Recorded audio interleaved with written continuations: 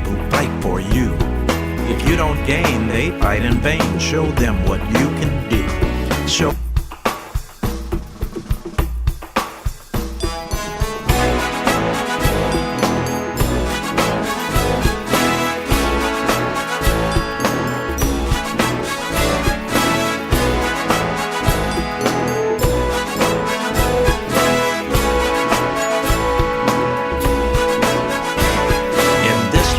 please wave your grades at the brave who fight for you. If you don't...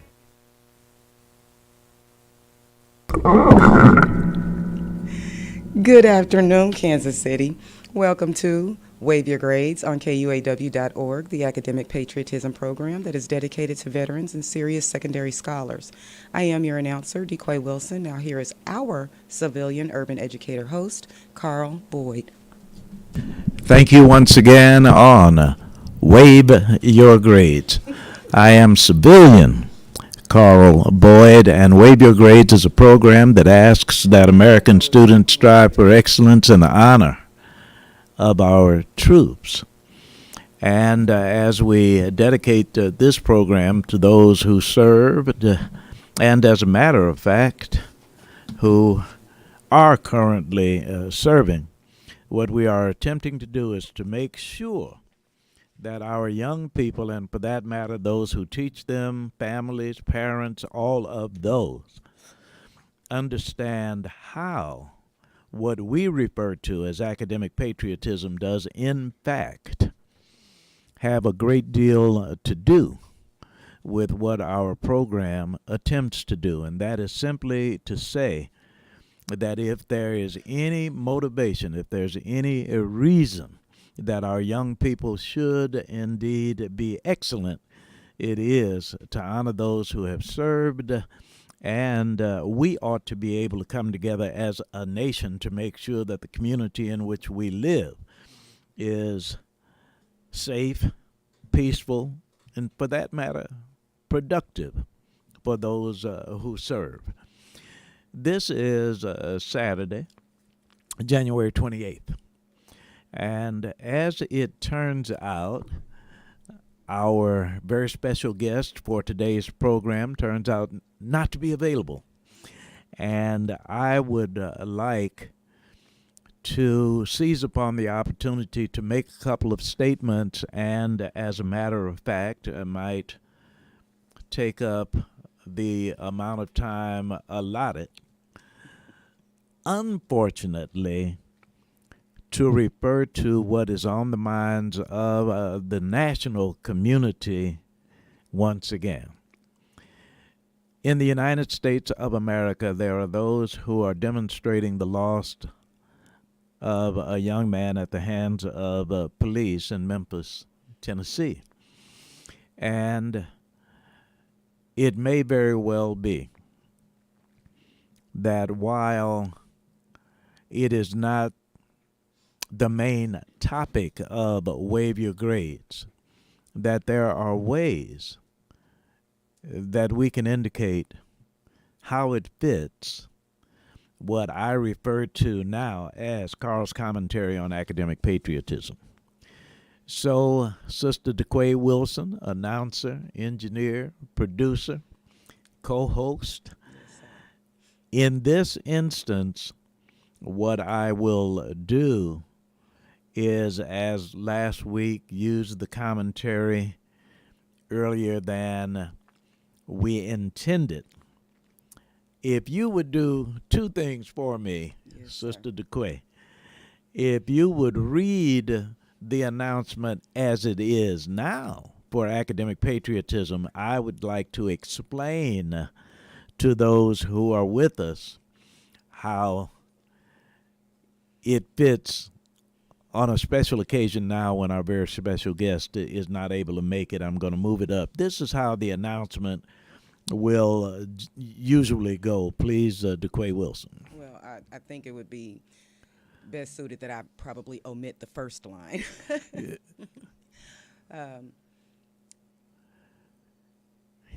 Here's your Wave Your Grades program. We come to you live every Saturday from 1 to 2 p.m. Central Standard Time from the W.E.B. Du Bois Learning Center in Kansas City, Missouri. Again, I am your announcer, DeQuay Wilson. And now our host, well, as this being the closing announcement, would close with his Carl's commentary on academic patriotism and his daily message for students in honor of our veterans from his book, Morning Messages. See, so that what we intend to do every Saturday is have a brief commentary and then go to the end of the program. I am now asking that you indulge me and just simply, well, I'm explaining it now so you don't have to do the announcement over. I wanted those who are with us to know how we would ordinarily do it. Let me get on into the program. We don't have our guest. I'm going to go ahead and quote, be my own guest, unquote, for the program. I want to read Carl's commentary on academic patriotism as it relates to what is going on, and then elaborate a little bit, taking the liberty because our guest, unfortunately, is not available. Carl's commentary on patriotism. Believe it or not, American students can demonstrate academic patriotism by applying what we are learning from instances of police brutality. Today is Saturday, January 28th, 2023. On Tuesday, January 10th, 2023, a young 29-year-old motorist succumbed to injuries sustained on January 7th, administered by 5 Memphis, Tennessee police officers. Unfortunately, this is not the first time we have experienced a nation mourning a death resulting from such an encounter. Too often, unintentional lessons are taught during such encounters.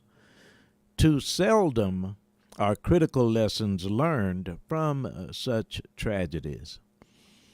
This is a commentary on the radio program Wave Your Grades, which is designed to motivate excellence in our schools in honor of military veterans. How often have you heard me say, and I shall continue to suggest, that those who serve in our military must not be allowed to come home to communities more violent than where they have served. You've heard me say that before. I repeat it. An unintentional lesson taught is that young citizens, particularly in black communities, encounters with police are too often negative rather than positive. A critical lesson that needs to be learned by young citizens in all communities is, please do all you can to keep from having encounters with police. A mother who learned that during the beating of her son, he called out for her. Now, after suffering the loss of her son, she and her husband, the young man's father, have the faith, the resilience, the class to pray for the perpetrators' families and even the perpetrators themselves while pleading for peace among disappointed protesters. Students in class can learn so much from mother's class as they pay the personal cost from their personal loss. Yet teach us to seek peace, causing violence to cease.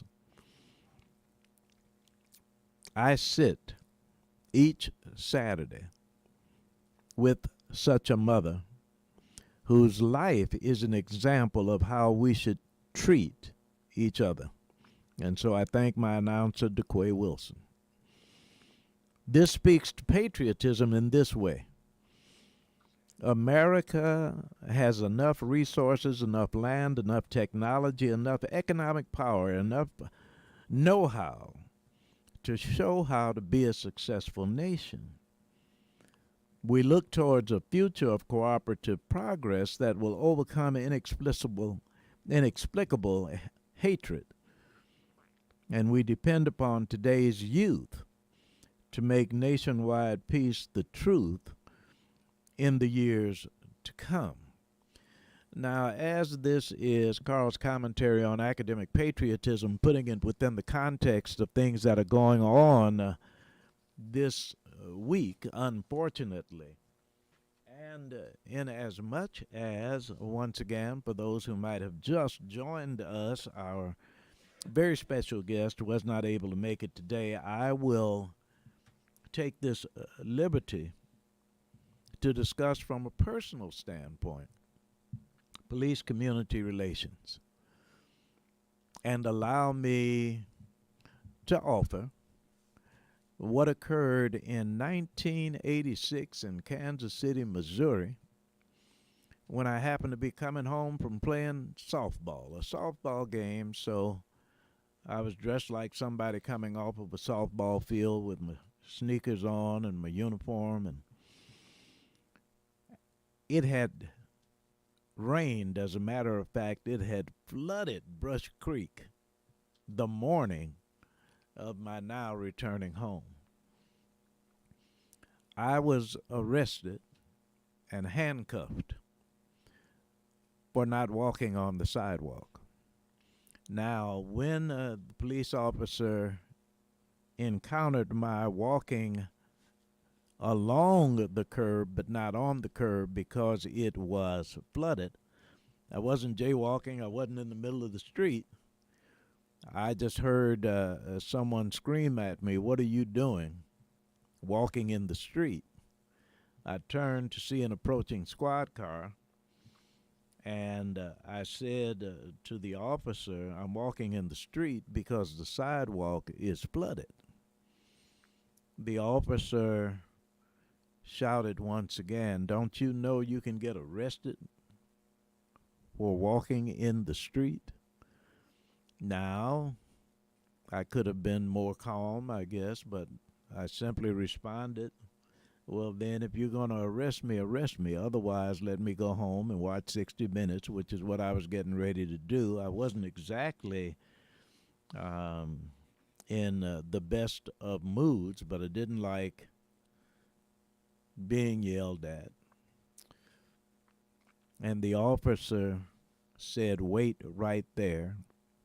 A white female officer got on the box, called for a squad car, but a paddy wagon. And the gentleman who got out was probably 6'4", 6'5", weighed in the upper twos. White male police officer jumped out of the paddy wagon and looked around, and he did have a club. "Where is he?" I was sitting on the curb with a grocery bag because I had just bought some groceries. And she said, "That's him right there," pointing at me. The officer looked at me, he looked at her, he looked back at me again, and he took her behind the paddy wagon. I don't know what they said. It appeared that perhaps he disagreed with her, but at any rate, he said, "Sir, if she wants to effect an arrest, I have to do that." And I said, "Fine." Then he said, "Well, I have to put you in handcuffs." So he had me stand behind the paddy wagon that's up against the wall post. And while he searched me, and here I was on Benton Boulevard on a Sunday evening after playing softball, and some of the church members from Palestine Missionary Baptist Church coming from an evening service looked out and said, "Mr. Boyd, are you okay?" I said, "I'm fine." Alvin Sykes drove by and drove around the block, and Alvin said, "Carl, what?" I said, "It's all right."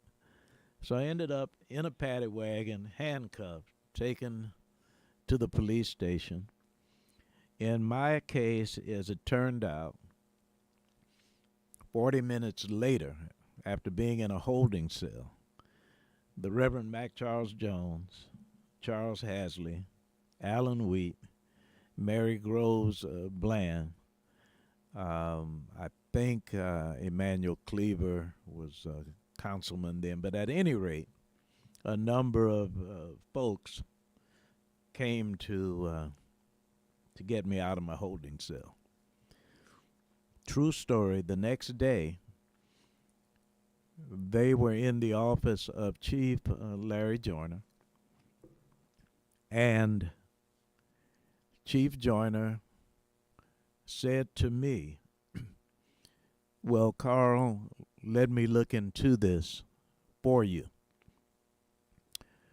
When he said that, I said, "Chief, that's not the point. Everybody who looks like me cannot enjoy an audience with the chief of police the next day. What about all of the other black males who suffer negative encounters with police officers in Kansas City, Missouri?" So I wrote up a program, the police, the community, the perceptions. And because Alvin Brooks was with the Department of Human Relations, or whatever the office he enjoyed, we ended up doing a class for police officers with an emphasis on new recruits, the police, the community, the perceptions.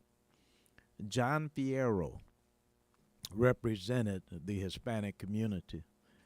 KUAW represented the Asian community. She was from Vietnam. Randy Miller represented the Native American community. Alvin Brooks and I represented the black community, and I think we did about 48 classes. Now, I'm taking this liberty, if you just joined us, because our very special guest was not able to make it today. So the reason I'm going on is because our guest did not, but it turns out that it offers an opportunity related to what happened to Tyree Wilson January 7th, and he succumbed to his wounds January 10th. So this is what happened in our case as we were indeed conducting that class. During a break, a white male detective said to me, "Mr. Boyd, I'm glad that you are here because you can answer a question for me. Why do black men kill each other over $2? What happened? What goes on there?" This was during a break. This was a detective who asked me one-on-one. I said, "Let me answer the question after the break when everybody is convened, so I can answer the question for everybody at once." So when we reconvened, I indicated that the detective had asked me a question as it relates to why black people would kill each other for $2. And I said, "Please allow me to give you my thoughts on this. We don't kill each other over $2. I said, "I have grown up black male from living in the projects on the south side of Chicago. And there have been opportunities that have been given to white males that would not have been given me. I grew up in a situation where the kind of job that I thought I might get would be deprived of me until several whites were offered that same position. It may very well be that my conduct has been so negative that I have had encounters with the police. Now, not enjoying the lifestyle that I like, I have a partner who is my wife or the lady with whom I live or someone who, when I say that I'm looking for a job and come home empty handed, that maybe I'm not looking as good, and already the culture to which I have been exposed from the time that I was very young has not satisfied my lifestyle to the degree that I wish it had. But I go to look for a job anyway, and when I am going on this particular morning, I'm going to ride public transportation because you, white gentlemen in the audience, are driving the car. I should have been driving because you have the job that I should have had. And we are living in the society that sees me not thinking a whole lot of myself, but I'm going to go and try anyway.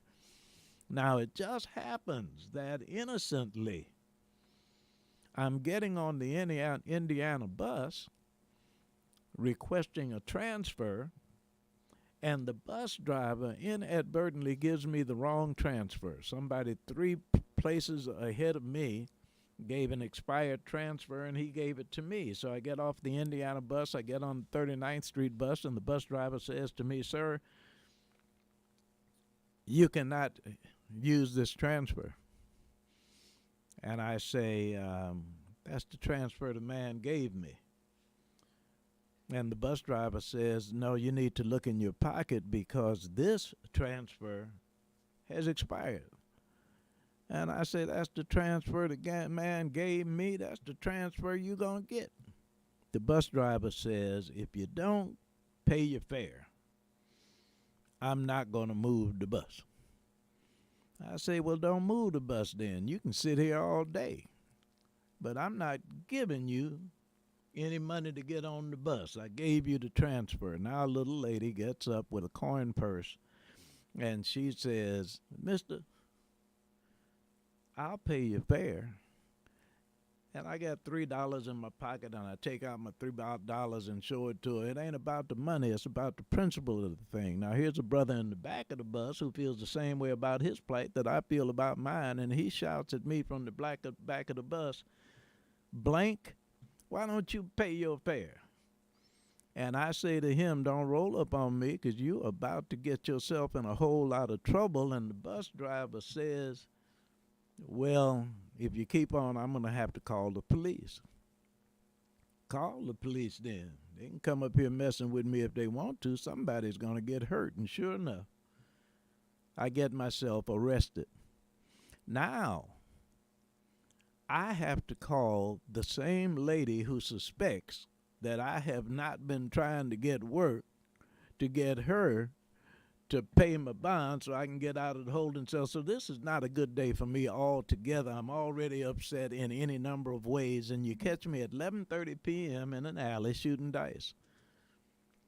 So I'm shooting dice with a brother who catches my dice and says those are not the game dice. I say, "What you talking about, game dice, man? Take your hands off my dice. I'm playing." And he says, "No, you're going to have to play with the game dice." And I say, "If you don't take your hands off the dice, I'm going to hurt you." And he says, "Wait until I come back." And I take out a pistol. And he says they didn't stop making pistols when they made yours, and acts aggressive. I shoot him. Here this has happened, and a detective rolls up after the first officer on the scene and says to the officer, "What happened here? The man is laying out dead." The bet was $2.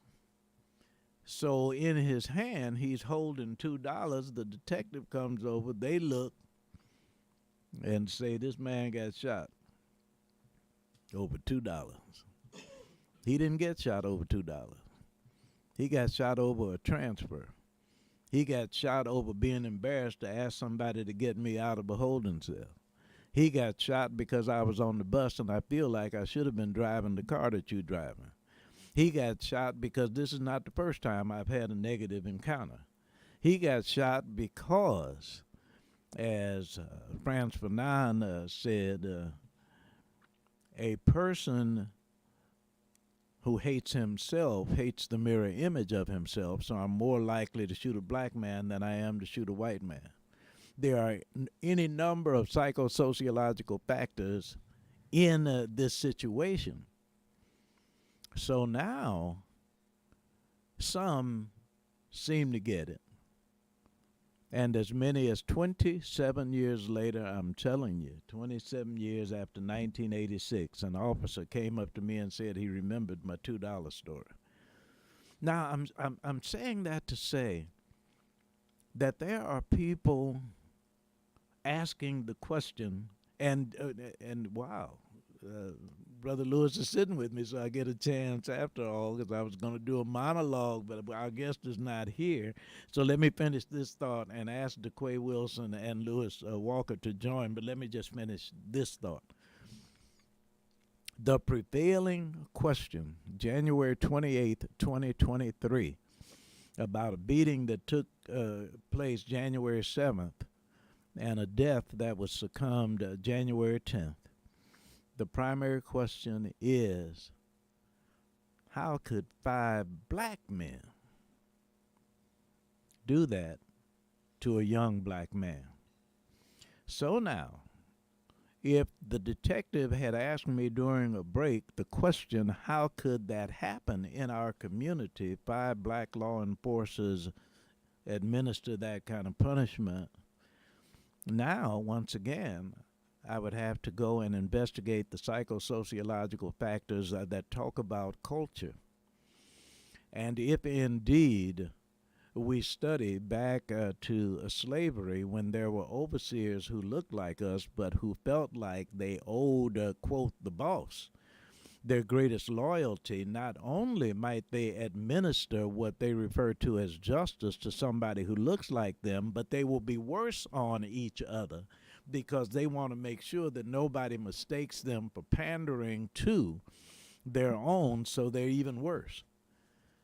Can this happen in 2023? There is a there's something wrong. Now, I'll just end it with this, so it's, because I know you wouldn't get in, but I'll say this, because I honestly believe this. I don't think the Scorpion Squad intended to kill him. I think they wanted to whip him so bad that he would go back into the neighborhood and it would enhance their reputation for being so bad that nobody wants to mess with this squad. I'm already disappointed. I don't know how disappointed I might be, but I would really be extremely disappointed, almost amazed that they would intentionally set out to beat the young man to death. You may differ, but please go ahead and. I don't know, and I don't really care what their intent was. Ooh, thank you. Thank you. I think about Ooh. 2014 when Mike Brown was murdered and Black Lives Matter was livid. They were livid over the fact that police officers are still killing black men. I'm not going to say that I could not get behind the movement, but I was not as passionate as some other people because my child was murdered by most likely someone who looked like him. So I kind of looked at it from a perspective of, it's one of those things, it's do as I say and not as I do. You don't kill us, but it's okay for us to do it. That's the tone the movement had to me. And then I look at Tyree Nichols' situation. Not only was he murdered by law enforcement, this is another example of black on black crime. And you and I are in circles where we try to encourage the community to work with law enforcement. Yes. To make our communities better. How do we continue to encourage our communities to work with law enforcement when it does not matter what that officer looks like. That officer can look like me, that officer can look like any other person. Yes. And I don't know what action they may take against me.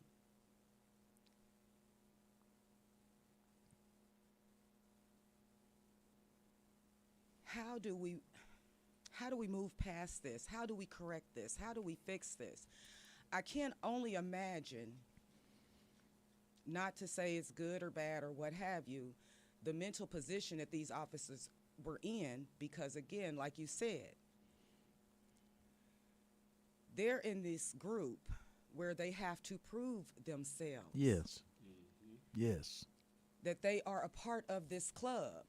And it doesn't matter whom the victim of their actions are. That victim can be someone who looks just like them. What do we as a community need to do to make it clear to law enforcement the changes that they need to make within themselves to encourage the community to be willing to work with them? Yes. I don't have the answer for that. I have a lot of questions and I have no answers. well, let's ask Brother Walker. Let's ask Never Brother. no answer, that's for sure. But you know, I heard Ben Crump say today, even as he was talking about it, he said, it's the culture. Mm-hmm. It's not the person. And a lot of times we get that confused. But most of the time people talk about police brutality. We assume just because they say police brutality that it was white. Mm-hmm. But when you really look at the core of it, what we're talking about is police Yes. Thank you. brutality. Thank you. And it is the culture Yes. within there and stuff. It really has nothing to do with race. There could be some little underlying parts of it. and Sure. stuff that Sure. one thing is that you, like you say, you get the name of the Scorpion Squad, Yes. and you're supposed to take care of all the stuff on the street. Yeah. So you're this elite group, Mm. and we put this elite group maybe in that community. You know, and they said, well, they get mad at us if we put white cops in there. That's a Scorpion Squad. Mhm. Let's put them all in there that are black. Mhm. But the mindset is still the Scorpion Squad. Right. They got a stinger. Now. They are there for enforcement. Exactly. You know, and stuff. That Exactly. name says it's enforcement. When you name something the Scorpion Squad or Sure. the Pit Bull Squad or something like that, they ain't supposed to be the nice people. You're right. There were some police officers on the south side of Chicago, and 1955, I was 13 years old. And by the way, we used to roller skate to organ music. That's how old I am. We used to roller skate to organ music. Park City was a rolling rink before it was Martin Luther King Jr. Drive, 63rd and South Parkway. So 8 fellas decided they were going to rob me. I could not let them have my money. I had $1.38. They were not going to get my $1.38. One of the fellas actually hit me. He wore glasses. I let him take off his glasses. And then I hit him back a few times. And since it was 8, I was rather assertive. A black cop hit me 5 times with a club because I was defending myself, but he didn't know that. And one time he was behind me. I reached back to grab his club, but I couldn't let the fella I was encountering get an advantage, so I was trying to do both at the same time. Now, I say that only to say that the cop didn't care who among us was right. The cop wanted everybody to know, and we knew him by name, who he was, and he didn't take any stuff and took advantage. I can honestly show you, I won't, but I could tell you about 7 encounters I've had with police officers from Chicago to the incident in Kansas City, Missouri. And I am on the board of Crime Stoppers. I have worked with law enforcers in Kansas City, Missouri. And are you familiar with Noble, Noble? I am not. So, the National Organization of Black Law Enforcers. There are black organizations attempting to enhance the relationship between the community and police officers. But that stigma is difficult to get rid of. And what I was going to do, but I love the interaction more, was read a couple of posters. I have a full-day workshop seminar called Safe Soon, and the SOON is an acronym, Safe in Our Own Neighborhood. And in it, I talk to police and community. Now, I might have read this. You've heard the law enforcers poster that I put together, Yes. and I don't know if you've heard it. But this is how it goes. And it's even in my book, The Fifth Front Campaign. Dear law enforcers, thank you for doing what most of us would not, could not, and therefore should not do. Thank you for putting on the uniform that is disdained by the same people who criticize you for taking too long to rescue them. Thank you for never being off duty. Thank you for understanding our misunderstanding when we expect you to be judge and jury as we wonder why someone you arrested yesterday is back on the street today, never appreciating that you are wondering the very same thing.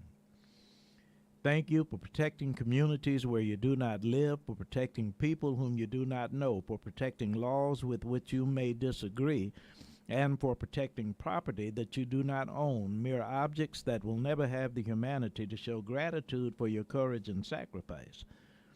You often know what needs to be done, but are constrained by red tape, victimized by white lies, and put into a gray mood as you see others black out to the fact that your alert level is forever orange. Thank you for remaining, in spite of all, true blue.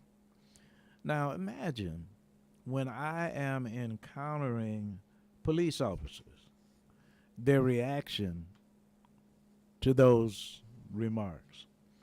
So it's all positive, it's all good. They suggest that I understand what people don't understand about the work that they have, but I engage them. Now, in this seminar, my poster to communities, committed community leaders. Thank you, community leaders, for the integrity to face our needs, for not seeking quick solutions, but being willing to plant strong seeds.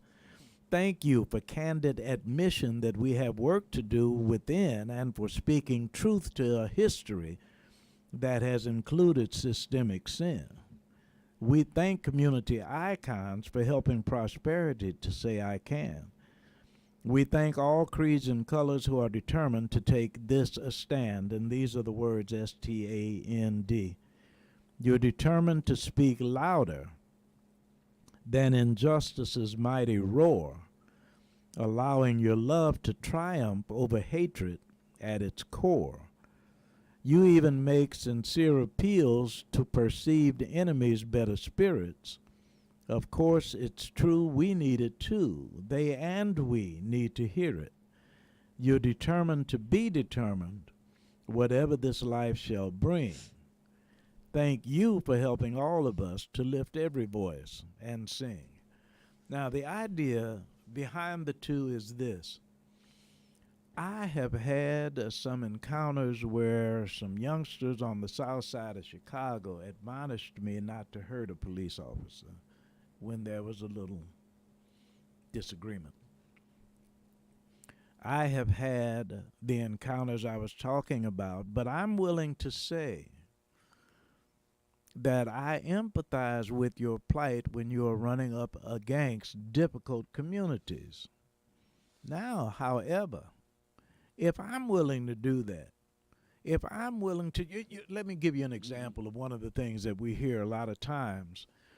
Something will happen between white officers and blacks, and somebody will say, well, you're complaining about that, but we don't ever hear you complaining about what happens in your own community.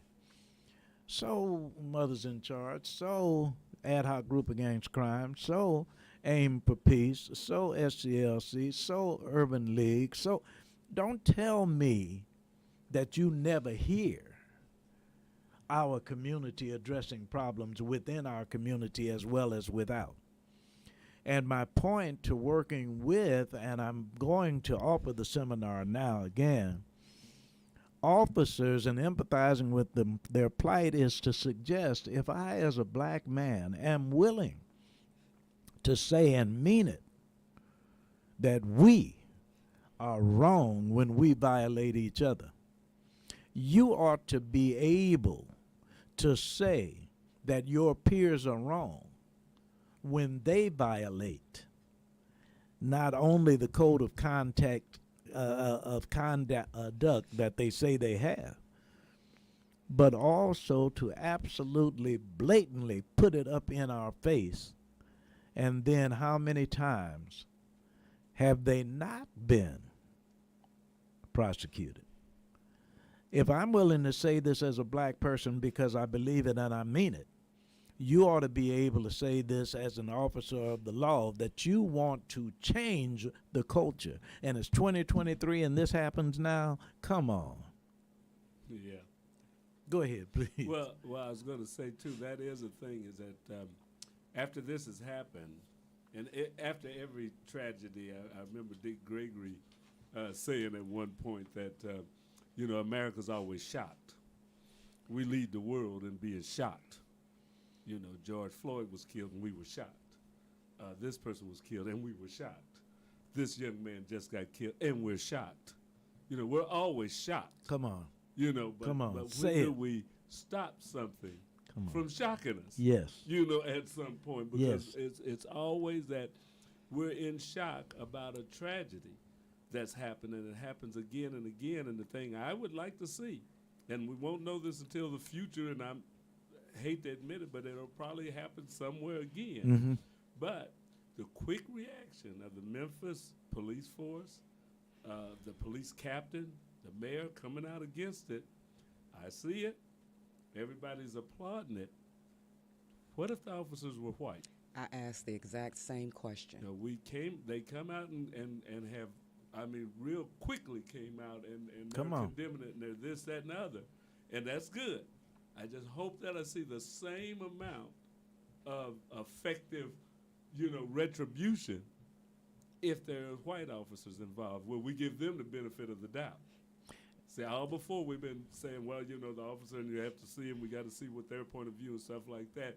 Even when they had videotape, you still wouldn't get that fast a reaction. And they are asking for legislation against that immunity.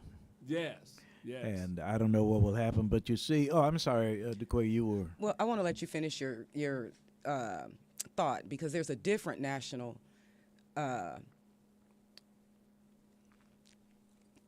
story that's going on right now that I think is Wave Your Grades worthy, that I think is academic patriotism worthy as well. So I want to let you finish your thought, and then I will ask your opinion, your thoughts on this other topic. No, I was just agreeing with what people are responding to as it relates to this. But please, you go ahead and we can get back to that even next week if we need to. I'm serious. We need to stay on this. Go Mr. ahead. Walker brought up Ben Crump a few moments ago, and when he's involved, something is about to happen. You think I'm so proud of these youth in Florida who are fighting for their right to be able to take a class Mm. on African American history. History is bound to repeat itself.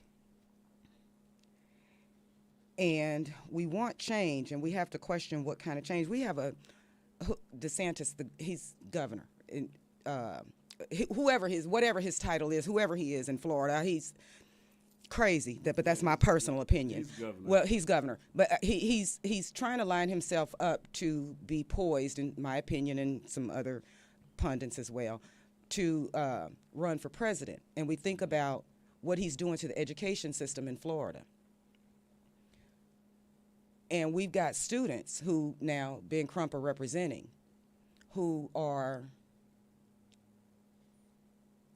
fighting for their right to be able to learn their history.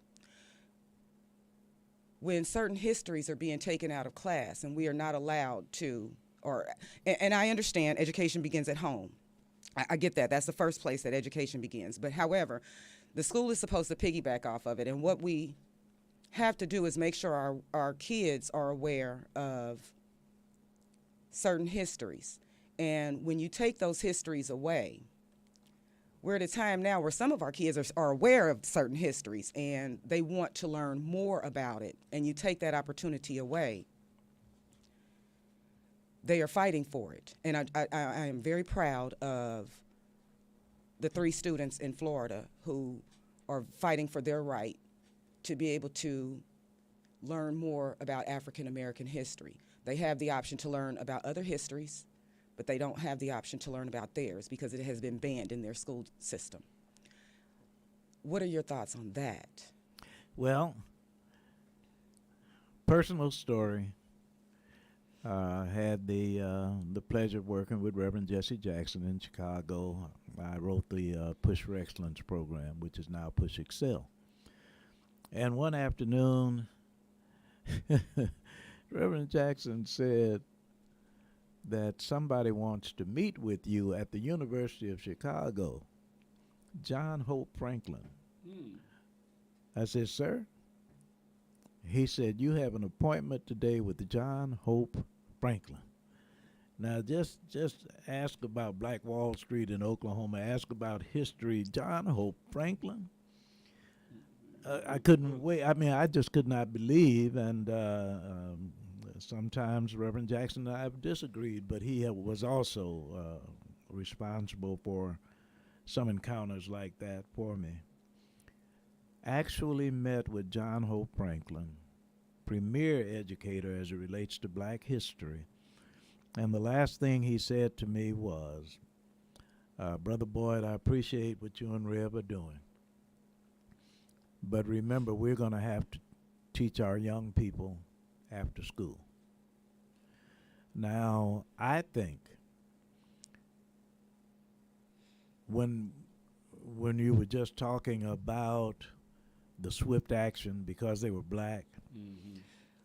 from a scientific point of view, we teach for every action there's an equal and opposite reaction. Okay. From a spiritual point of view, they meant it for good. I mean, for evil, God meant it for good. Mm-hmm. That this time has been brought upon us where now perhaps the worst thing imaginable might serve for good, because what are they saying? They want this to be, quote, the blueprint, unquote, Yes. in an ongoing way. To respond to Sister DeQuay's question as it relates, there are at least 2 things that come to mind. One, they are certainly within their rights to insist upon a true history, not just black history, but a true history cannot avoid black history and Native American history and other history. But the second thing is it ought to bring, God has set up a situation where it ought to bring black people together like we have never been brought together before, because we should not allow for the mistreatment of our children and, as Carter G. Woodson wrote, the miseducation of the Negro. we have a responsibility to rally behind them. We have a responsibility now. If we're going to rally behind wanting to study something, then we ought to rally behind being the best students created for something called an education system in the United States of America, because Yes. we have the wherewithal to do it. We're just as smart, just as intelligent, and as far as Leon Dixon and some other folks I know are concerned, have a greater history than those we are appealing to teach us something that may or may not be the truth. That demonstration is so profound that we ought to get behind them in ways that have not been done before, because this is a righteous demonstration. We're not doing this for a handout. We're not doing this to indict anybody. This is not negative. This is as positive as it gets. Teach us. We want to learn. And we are using what is being learned because it is positive, where somebody who looks like me is concerned. I'm going to use what I learned to be a better person, not to take anything away from you. Yes. So I love that, and we ought to capitalize on it, and we ought to thank God for the mess, because if we don't get it right now, then that means that our faith in God is not as strong as we pretend that it is. This is a moment in time. This is a moment in history, Cousin Esther, as Mordecai would say. Perhaps you have come for such a time as this. Yes. This is the time. Yes, and I think that it is brewing. It has been building. It is good. It started way back. Well, it started from 1619, really. Come on now. To really think about it, because it ain't never been peaceful the whole time. And if anybody says so, they're wrong. But we're at a point now, and this point is a ongoing point. It's a moving point. There's not a pin stuck in it, because we continue to evolve. But young people are the ones that really push the change like that. They will, and you do need to rally behind them. Absolutely. As they do Absolutely. that. Because, yes, they want the AP class. I was definitely offended when they said, well, it was turned down because it had no educational value. Oh, Come my on goodness. now. And Come on now. Whoa. So now I'm sitting there watching television and saying, it has no educational value, but other histories do. Thank you very much. You know, now it's history. They're not They're not saying that it's not true. They didn't say that it didn't happen. They said it had no educational value. That you knowing about yourself is for what? What Serves reason? no purpose. Yeah, serves no purpose. I thought, wait a minute. Well, is that, if that's the reason that you're given for not allowing it, then yeah, I'm upset. You know? and let us not forget that they had the audacity, and not only DeSantis in Florida, but some other places as well, to suggest that they don't want a subject taught that makes white young people feel bad about themselves. Here's the irony. Yeah, that's another one that comes and you're like, okay, but you can talk about, all you can talk about us is slavery. Thank you. And we're supposed to feel good about ourselves after hearing the whole week that we were slaves. We were slaves. That, no, we didn't rebel. We didn't fight against it or anything like that until Martin Luther King came along. And we have, this is January 28th, but we need to let it be known that we also have the audacity to intend to be black even after February. Yes. I'm sorry, we're already over. We get into it. Oh, I do want to let, before you close us out and stuff, is to let everybody know that now KUAW Radio is also being broadcast on STEM City USA. STEAM Village, William Wells is the mayor of the Kansas City part of it, but it is a national site. And I want to thank William Wells. I want to also thank Tyrone Taborn and the people at STEM City for putting KUAW on there. They're broadcasting the audio part now, but they sent me in the letter and said, we're working on the video. So it's not going to stop with us just being an audio broadcast on STEM City USA. Come on. But the videos will be put on STEM City USA also. So we're pushing them for Praise live videos to be put on STEM City USA. Outstanding. Thank you very much. I guess we can go to the close. Well, I want to thank Mr. Walker for the work that he does right here from the Yes. W.E.B. Du Bois Learning Center. I thank you so much for your investment in our youth. Thank you again for Kansas City for joining us on your Stutes for Boots Wave Your Grades program, coming to you live every Saturday from 1 to 2 Central Standard Time from the W.E.B. Du Bois Learning Center in Kansas City, Missouri. I am your announcer, DeQuay Wilson. Now, our host, Carl Boyd, will close with his Carl's commentary on academic patriotism and his daily message for students in honor of our veterans from his book, Morning Messages. And better go right away to the end. To students across the USA, your Stutes for Boots message for this day, January 28th. When citizens around the world see our military, they should assume our schools are as good. But that is up to you. Carl Boyd, gracious God and wonderful Wanda. I'm on my way home.